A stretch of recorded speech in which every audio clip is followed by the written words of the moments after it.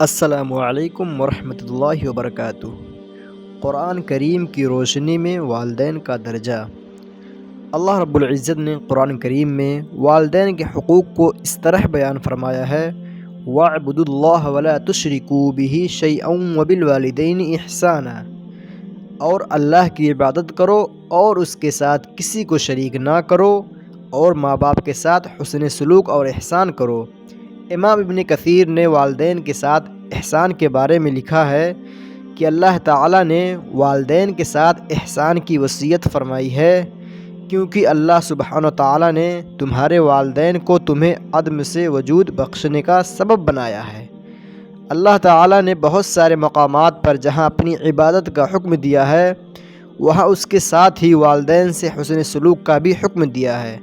اللہ رب العزت نے ارشاد فرمایا: قُلْ تَعَالَوْا أَتْلُ مَا حَرَّمَ رَبُّكُمْ عَلَيْكُمْ أَلَّا تُشْرِكُوا بِهِ شَيْئًا وَبِالْوَالِدَيْنِ إِحْسَانًا، کہ آپ کہہ دیجئے، آؤ میں پڑھ کر سناتا ہوں جو کچھ تمہارے رب نے تم پر حرام کیا ہے، یہ کہ تم اس کے ساتھ کسی چیز کو شریک نہ ٹھہراؤ، اور ماں باپ کے ساتھ نیکی کرو۔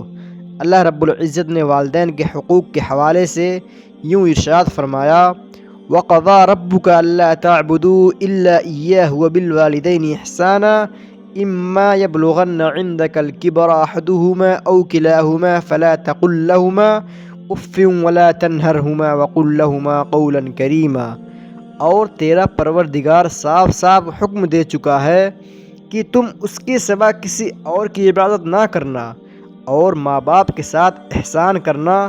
اگر تیری موجودگی میں ان میں سے ایک یا دونوں بڑھاپے کو پہنچ جائیں تو ان کے آگے اف تک نہ کرنا، نہ انہیں ڈانٹ ڈپٹ کرنا، بلکہ ان کے ساتھ ادب و احترام کے ساتھ بات چیت کرنا۔ مفسرین بیان کرتے ہیں کہ ربوبیت الہی کے تقاضوں کے ساتھ اطاعت والدین کے تقاضے پورے کرنا بھی اشد ضروری ہے۔ بڑھاپے میں بطور خاص ان کے سامنے ہوں تک کہنے کی بھی ممانعت کی گئی ہے، اور ان کو ڈانٹ ڈپٹنے سے منع کیا گیا ہے۔ بڑھاپے میں والدین کمزور، بے بس اور لاچار ہو جاتے ہیں۔ ان حالات میں والدین کے ادب و احترام کے تقاضوں کو خاص طور پر ملحوظ خاطر رکھنا اور ہر وقت بہرحال والدین کی خدمت اور اطاعت کرنا اولاد کے لیے فرض لازم کی حیثیت رکھتا ہے۔